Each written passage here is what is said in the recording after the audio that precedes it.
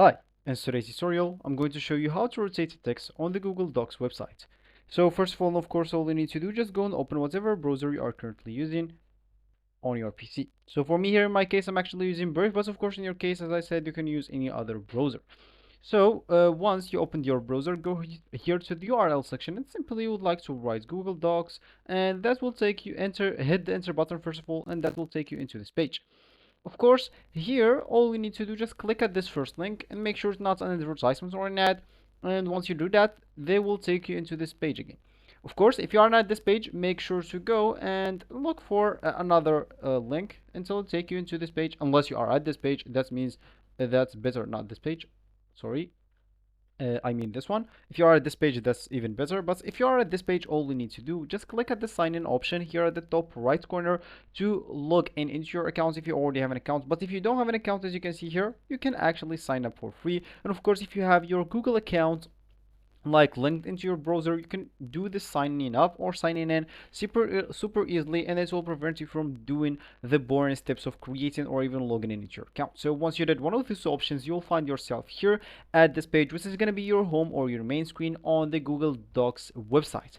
So once you are here, you would like to create a new document, or you can just open some of your recent documents, or of course you can choose some of their templates right here and start working on it or start with it. So for me, I'm just going to open a recent document, which is actually empty. And now I'll show you how to rotate a text as we said earlier. So let's say as an example, I'm just going to write here test, and all I need to do now is, and now as you can see, if I select the text and right click on it, I'll not find any option here to rotate the text. So what we actually can do is go here into insert button and go into drawing. Now we would like to click at new.